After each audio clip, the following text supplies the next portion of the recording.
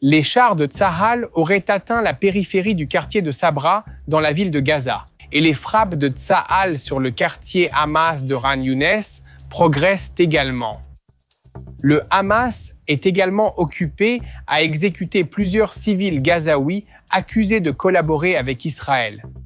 Bienvenue à Boots on the Ground. Je suis votre hôte Yair Pinto, qui vous apporte toute la vérité sur ce qui se passe en Israël. Des informations provenant des services de renseignement publiés ce week-end indiquent que l'organisation terroriste Hamas a repris la reconstruction de tunnels, même dans les zones déjà nettoyées par l'armée israélienne à Gaza. Pendant ce temps, des dizaines de milliers d'Israéliens ont déjà reçu un Tzav Shmon, un appel d'urgence en prévision de l'opération Chariot de Gédéon B.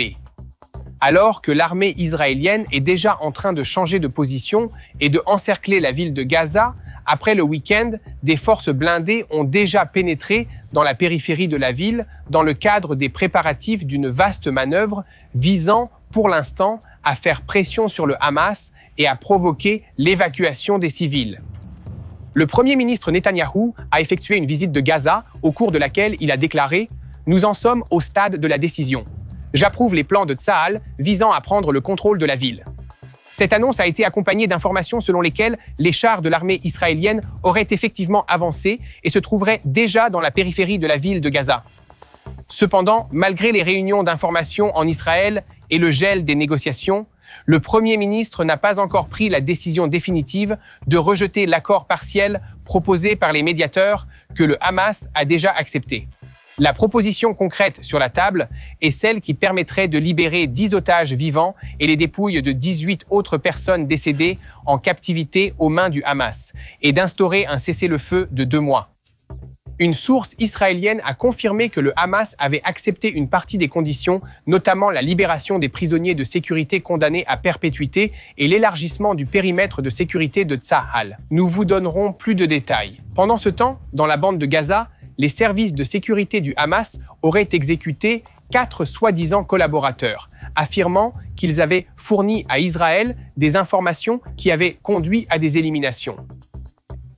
Et pendant que tout cela se passe, il n'y a pas eu de pause dans l'action sur d'autres fronts d'Israël. Vendredi soir, une étrange attaque de missiles balistiques a été lancée depuis le Yémen, ce qui a conduit à spéculer que les Houthis auraient amélioré leurs missiles, ce qui pourrait être une bonne chose pour Israël, d'une manière très étrange. Mais quoi qu'il en soit, l'armée de l'air enquête sur les résultats de l'interception ratée et examine également les débris qui ont été retrouvés et qui pourraient indiquer la présence d'un groupe de sous-munitions similaires aux armes que l'Iran a lancées sur Israël vers la fin de la guerre de 12 jours en juin.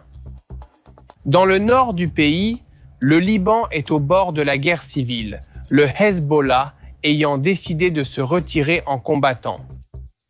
Et plus près de Jérusalem, où je me trouve actuellement au cours des dernières 24 heures, 90 personnes recherchées ont été arrêtées lors de rafles menées dans des installations terroristes à travers les territoires, tandis que des armes et d'autres marchandises de contrebande ont également été saisies. Enfin, la crise en Iran ne fait qu'empirer, avec une pénurie croissante d'électricité et d'eau dans un contexte de canicule qui ne semble pas vouloir s'atténuer. Mais le régime a un plan.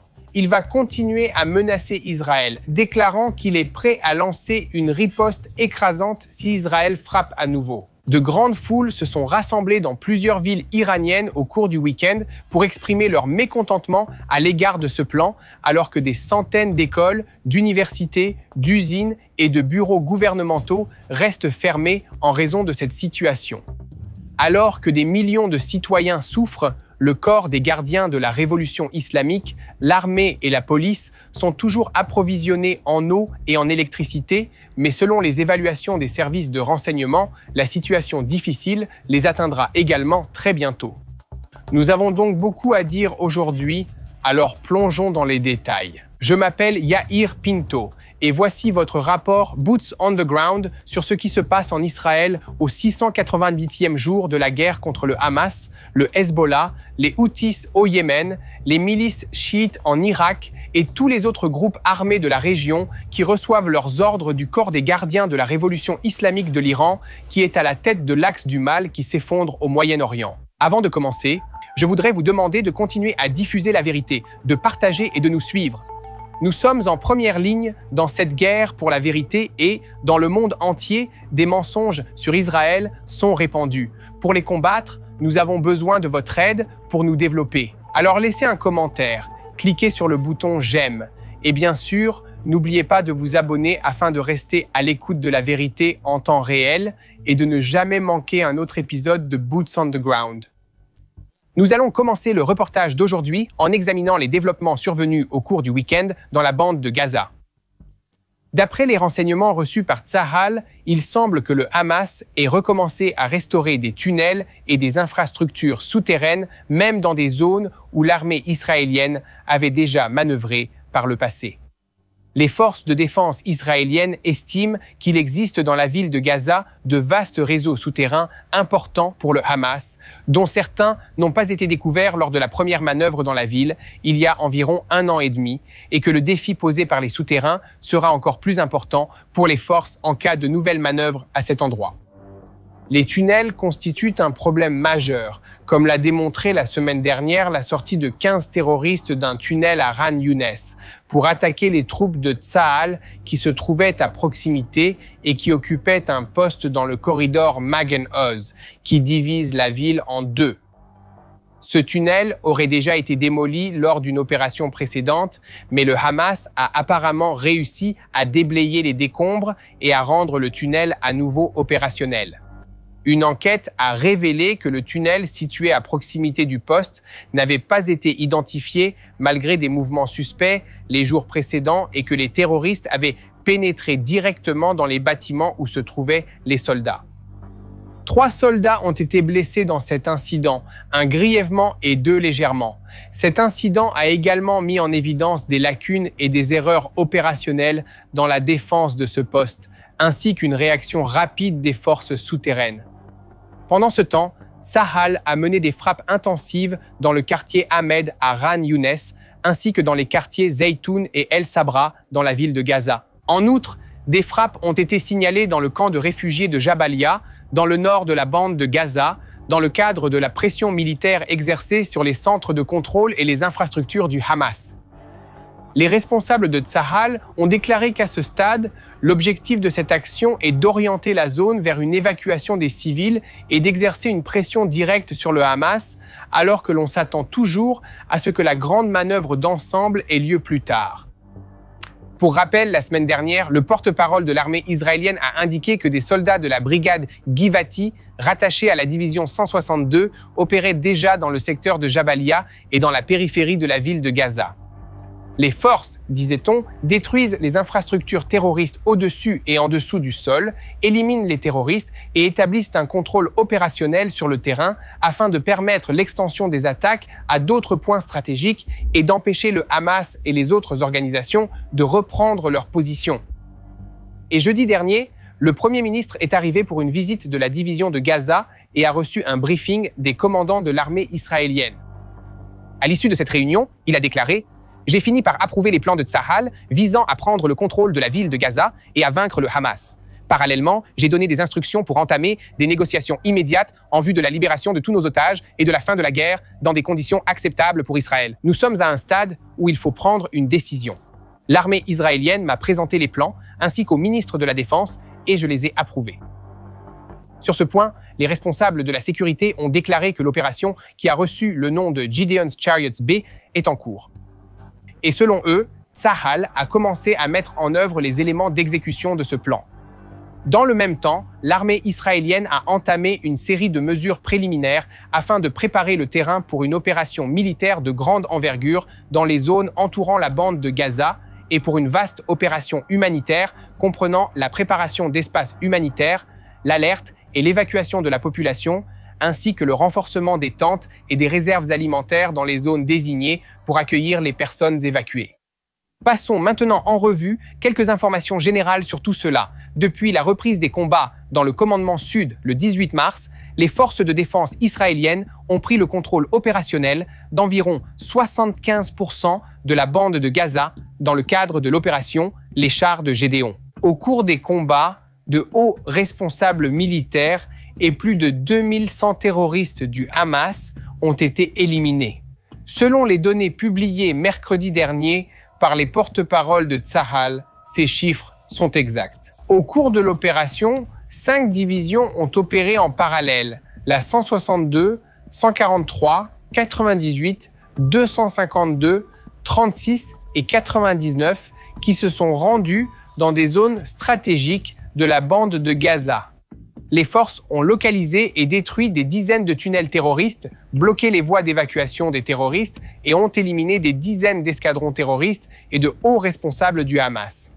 Tsahal a également pavé 2 axes principaux à l'intérieur de la bande de Gaza. L'axe Morag, qui coupe en 2 les brigades Rafah et Ran Younes, et l'axe Magen, Oz, qui traverse la brigade Ran Younes d'est en ouest.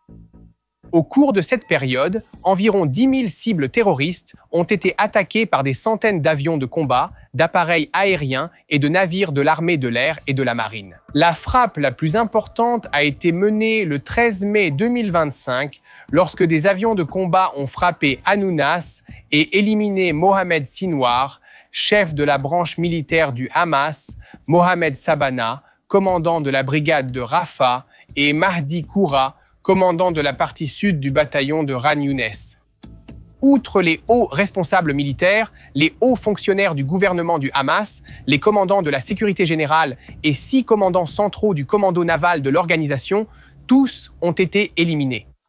Des dizaines de terroristes ayant participé au massacre du 7 octobre ont également été éliminés, ainsi que des centaines d'autres terroristes et commandants militaires d'autres organisations terroristes dans la bande de Gaza.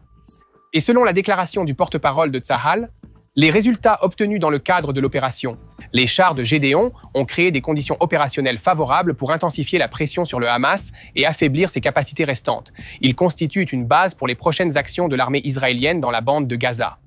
Certaines personnes ont protesté en disant que les frappes n'ont pas seulement porté préjudice au Hamas, mais aussi aux habitants ordinaires de la bande de Gaza. Cependant, les habitants de Gaza vivent dans la peur non seulement des frappes de l'armée israélienne, mais aussi du régime de l'organisation terroriste meurtrière Hamas. Par exemple, des sources ont indiqué que le Hamas avait rapporté que les forces de sécurité avaient exécuté 4 citoyens de Gaza samedi, dont une femme, et affirmé qu'ils avaient coopéré avec Israël. Cela a été fait par la soi-disant Arrow Unit au sein du Hamas, la branche chargée de la sécurité intérieure qui a depuis longtemps l'habitude d'exécuter des civils ordinaires de Gaza sur la seule base d'une accusation de collaboration avec Israël. Mais récemment, ils ont élargi cette pratique et exécutent désormais également les personnes accusées de pillage. Ils entendent par là toute personne qui tente de se procurer de la nourriture qu'elle n'a pas achetée à l'organisation terroriste Hamas, qui vole régulièrement l'aide humanitaire envoyée dans la bande de Gaza par les Nations Unies et d'autres organisations humanitaires et la revend à la population à des prix largement gonflés. L'unité Arrow enregistre souvent ces exécutions et diffuse les enregistrements afin que tout le monde sache à quel point il faut avoir peur et se sentir humilié pour maintenir son pouvoir sur la population de Gaza par la terreur. Avant de passer aux négociations pour la libération de nos otages, je vous invite à cliquer sur le bouton « S'abonner » afin de rester informé en temps réel et de ne manquer aucun épisode de Boots on the Ground. Revenons maintenant à l'actualité, comme nous l'avons déjà rapporté. Le Premier ministre israélien Benjamin Netanyahou a approuvé les plans de l'armée israélienne pour capturer la ville de Gaza tout en honorant l'ouverture de négociations immédiates pour la libération de tous les otages et la fin de la guerre dans des conditions acceptables pour Israël.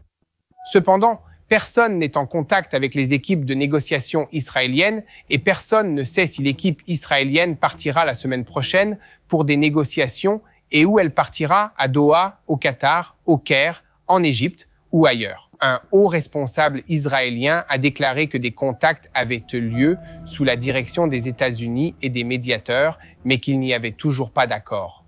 Par exemple, ces derniers jours, le concept d'un accord partiel ou d'un accord global a été évoqué à maintes reprises. L'organisation terroriste Hamas a accepté le cadre d'un accord partiel qui devrait aboutir à un accord visant à mettre fin à la guerre, tandis qu'en Israël, le cap a été changé et l'on a commencé à insister pour obtenir un accord global, du moins selon les déclarations publiques et les briefings du Premier ministre. Pour replacer tout cela dans son contexte, l'accord partiel repose sur une proposition de l'Égypte et du Qatar qui prévoit un cessez-le-feu temporaire d'environ 60 jours pendant lequel 10 otages vivants et les dépouilles de 18 autres personnes tuées en captivité par le Hamas seront libérées en échange de prisonniers palestiniens dont plusieurs purgent des peines à perpétuité pour des crimes commis dans des prisons israéliennes. Dans le même temps, l'ampleur de l'aide humanitaire sera accrue sous la supervision des Nations Unies et de la Croix-Rouge. Ce cadre ne met pas fin à la guerre et est censé constituer une base pour la poursuite des négociations en vue d'un accord plus large. Dans le cadre de l'accord partiel, les États-Unis sont censés garantir qu'Israël ne reprendra pas le combat. L'accord global prévoit que tous les otages, vivants et morts, seront libérés en même temps de la captivité du Hamas. En outre, selon les exigences d'Israël, la guerre se terminera par le désarmement du Hamas, la bande de Gaza elle-même sera démilitarisée et Israël maintiendra le contrôle de la sécurité et un organe de direction qui sera établi dans la bande de Gaza. En d'autres termes, ni le Hamas ni l'autorité palestinienne ne seront plus en charge de Gaza. En contrepartie, Israël arrêtera la guerre, libère un grand nombre de prisonniers palestiniens et autorise l'entrée de matériel et la reconstruction civile dans la bande de Gaza dans des proportions qui ne sont pas encore claires. Et au milieu de tout cela, le Hamas s'est montré plus flexible concernant la taille du périmètre de sécurité et de la zone tampon créée par l'armée israélienne autour de la bande de Gaza. Au début, le Hamas voulait que cette zone soit entièrement libérée par Tsahal. Mais d'après la dernière réponse de l'organisation terroriste à la proposition des médiateurs, il apparaît qu'elle accepte désormais un périmètre d'au moins 700 mètres dans certaines zones. Cette proposition aurait été acceptée par Tsahal. Les médiateurs font désormais pression sur Israël pour qu'il donne une réponse afin d'ouvrir un nouveau cycle de négociations, alors que l'Égypte et le Qatar sont très frustrés par le fait qu'Israël ne donne pas de réponse positive à la proposition acceptée par le Hamas et qu'il poursuit en même temps son plan militaire visant à prendre le contrôle de la ville de Gaza. En Égypte, il y a également une certaine frustration à l'égard de l'administration américaine, car au Caire, on a l'impression que celle-ci n'exerce pas de pression sur Israël pour qu'il accepte cette proposition. Ainsi, toutes les tentatives de l'Égypte et du Qatar pour inciter les Américains à faire pression sur Israël n'aboutissent pas pour l'instant. Nous ne savons pas pourquoi, mais ici, à TBN francophone, nous continuerons à vous tenir au courant de tous les développements dans cette affaire. Continuez donc à diffuser la vérité, partagez et suivez-nous. Et surtout, n'oubliez pas de cliquer sur le bouton « S'abonner » pour rester informé en temps réel de toute l'actualité au Moyen-Orient. Nous allons maintenant nous intéresser à d'autres fronts de cette guerre. Au cours de la semaine dernière, les forces de sécurité ont arrêté 90 personnes recherchées en Judée-Samarie dans le cadre des efforts continus visant à lutter contre le terrorisme dans cette région. Dans le même temps, les enquêtes et les recherches se poursuivent pour localiser les terroristes qui ont perpétré l'attaque près de la communauté d'Adiel, dans la région de Benyamin, en Judée-Samarie. Les soldats de l'unité d'Uvdevan ont mené une opération secrète sous la direction du Shin Bet et ont arrêté des suspects, dont un terroriste important originaire de Tubas, ainsi qu'un autre membre d'un groupe terroriste au cœur de Jénine. Cela s'ajoute à l'arrestation de 8 autres suspects terroristes dans la région, ainsi qu'à la confiscation d'armes et d'importantes sommes d'argent destinées à être utilisées par l'organisation terroriste.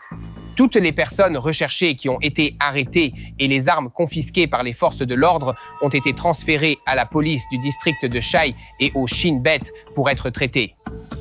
Mati Shoshani, analyste senior pour le Moyen-Orient chez TBN Israël, se trouve aujourd'hui à Jénine, ville palestinienne, dans le cadre d'une mission spéciale visant à observer de plus près les cellules terroristes en Judée-Samarie et à comprendre comment l'armée israélienne les combat. Nous vous informerons très prochainement dans un prochain épisode de Boots on the Ground, de son rapport complet sur ce qu'il a vu aujourd'hui à Jénine. Passons maintenant à la menace que représentent les Houthis au Yémen.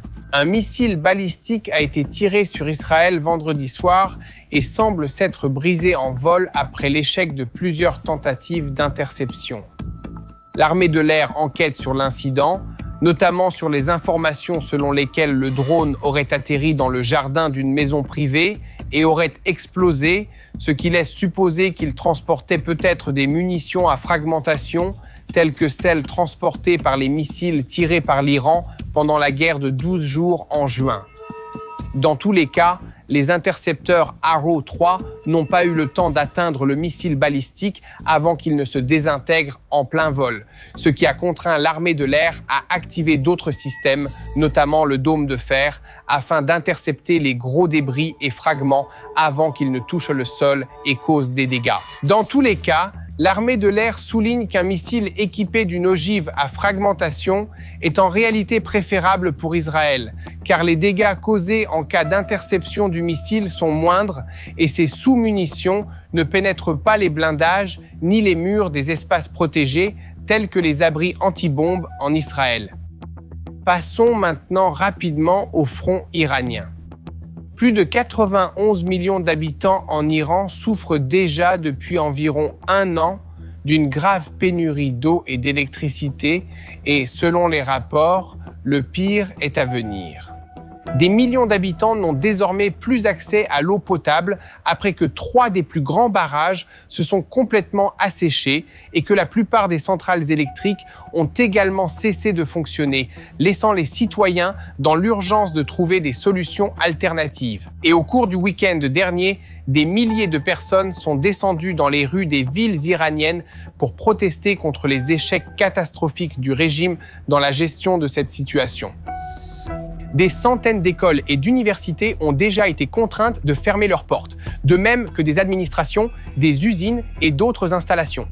Le réseau cellulaire est également déconnecté la plupart du temps et ne fonctionne que rarement. Cependant, le régime ne reste pas inactif face à tous ces problèmes. Ils ont un plan pour régler ces problèmes et ce plan prévoit que les responsables prononceront une série de discours enflammés dans lesquels ils menaceront, devinez quoi, Israël. Par exemple, le commandant du corps des gardiens de la révolution islamique, Mohamed Pagpour, a averti samedi qu'Israël s'exposerait à une réponse beaucoup plus sévère s'il prenait une nouvelle mesure militaire contre l'Iran. Il a ajouté que toute attaque future contre nous recevrait une réponse plus douloureuse et plus écrasante que lors de la guerre de 12 jours contre l'Iran. Au début de la semaine, Yahya Rahim Safavi, conseiller principal du guide suprême iranien Ali Khamenei et ancien commandant du corps des gardiens de la révolution islamique, a déclaré qu'un autre affrontement militaire avec Israël ou les États-Unis pourrait avoir lieu et a minimisé l'importance du cessez-le-feu actuel, qu'il a qualifié de simple étape supplémentaire dans la guerre en cours. Dans le même temps, 3 sources au sein du régime iranien ont déclaré à Reuters la semaine dernière que le guide suprême, l'ayatollah Ali Khamenei, avait décidé de soutenir la reprise des négociations avec les États-Unis d'Amérique sur la question nucléaire. Selon ces sources, Khamenei aurait conclu que les négociations étaient le seul moyen d'éviter une confrontation militaire qui pourrait entraîner la chute du régime iranien. De plus, dans le cadre des préparatifs de guerre en Iran, le quotidien britannique The Telegraph a rapporté la semaine dernière qu'après l'élimination d'une trentaine de scientifiques nucléaires lors de l'opération Rising Lion, l'Iran avait transféré les survivants vers des lieux secrets.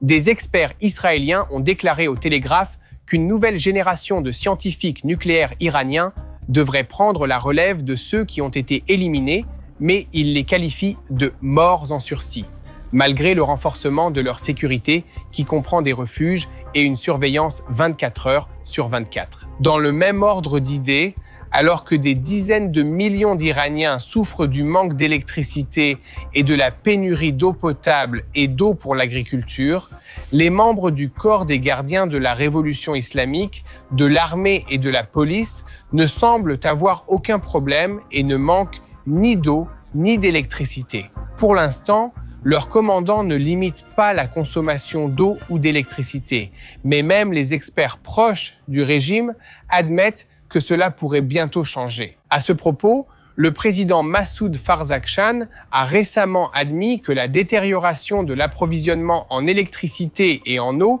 était le résultat d'une mauvaise gestion et de pots de vin versés aux mauvais gestionnaires. Il a ajouté qu'il n'y a pratiquement pas un seul lieu de travail gouvernemental qui ne soit pas entaché de corruption et de pots de vin. Il s'agit d'une déclaration extraordinaire du président iranien et j'ai récemment eu à cœur de prier pour les ennemis d'Israël. Et je voudrais vous demander de prier pour le président Farzakhan, qui a pris la décision très courageuse de révéler la vérité sur certaines des actions menées par ce régime à l'encontre de son peuple.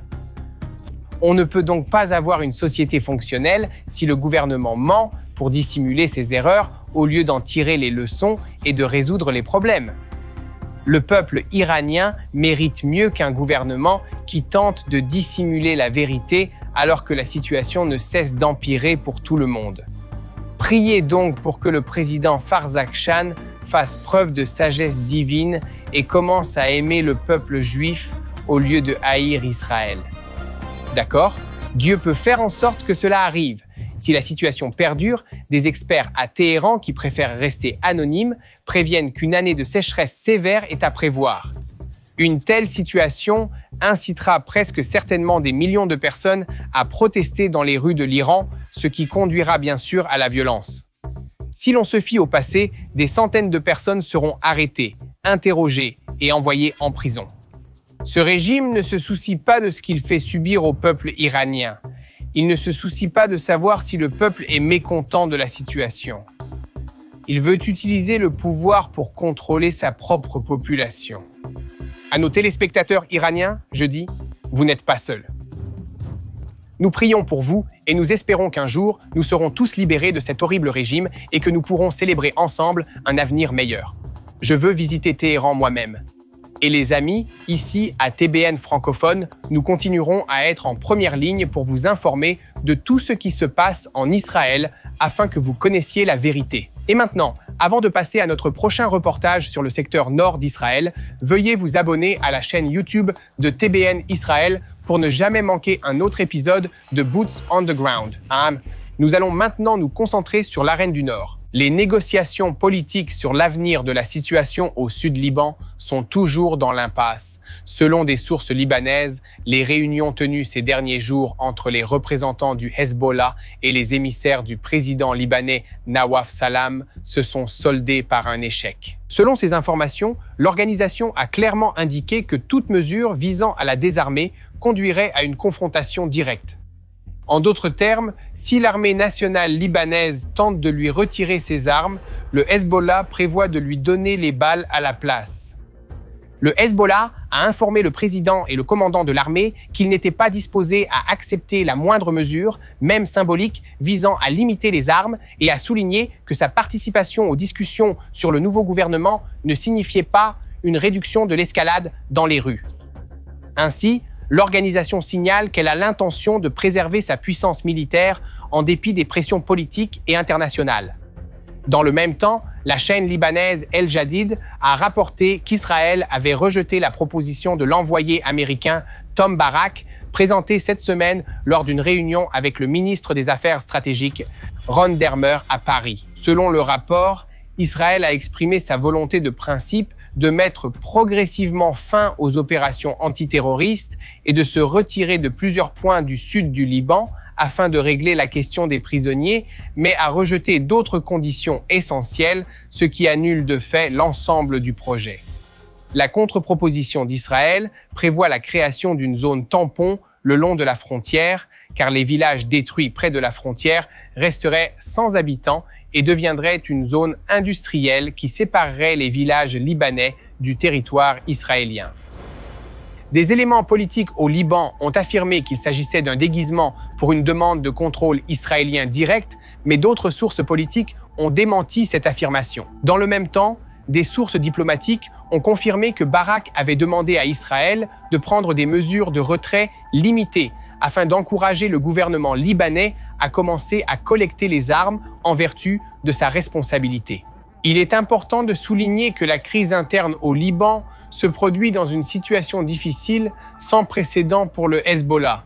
L'organisation souffre d'une crise économique prolongée qui a commencé avant même cette guerre en raison des destructions massives dans les villages chiites du sud et de la vallée de la Bekaa dues à son implication dans cette guerre et de l'élimination du secrétaire général de l'organisation, Hassan Nasrallah, ainsi que de la plupart de ses dirigeants et de milliers de combattants. Depuis février, le Liban dispose d'un gouvernement dirigé par le président Nawaf Salam et reconnu par la communauté internationale. Le Hezbollah et son allié, le mouvement Amal, ont perdu leur capacité à contrôler le Parlement en utilisant leur bloc électoral pour opposer leur veto aux décisions et imposer de nouvelles élections. Et au milieu de tout cela, le gouvernement actuel fait avancer une initiative visant à collecter les armes de toutes les milices du pays, y compris l'organisation terroriste Hezbollah. Une initiative qui accroît les tensions politiques et sécuritaires dans tout le Liban.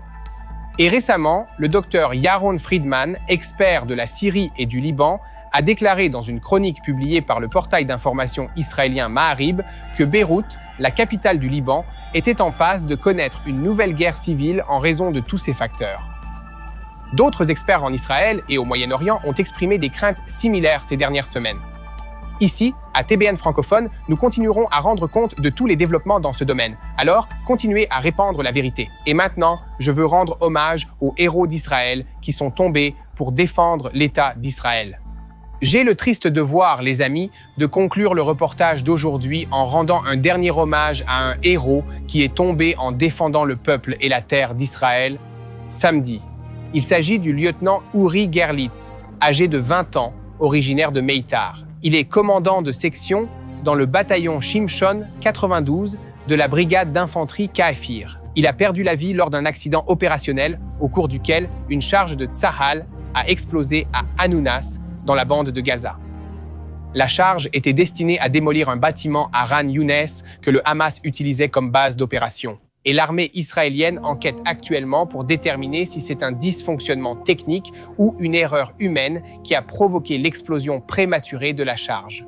Je vous demande à tous de continuer à prier pour les soldats de Tsahal qui risquent leur vie en Syrie, au Liban, dans la bande de Gaza, en Judée et en Samarie. Je vous demande également de prier pour notre équipe qui s'est rendue en Syrie la semaine dernière et maintenant pour Mati, à Jénine, en Judée et en Samarie, pour vous montrer ce qui se passe réellement sur le terrain. Prions pour la paix dans cette région, prions pour toutes les vies innocentes qui sont affectées par ces régimes terroristes.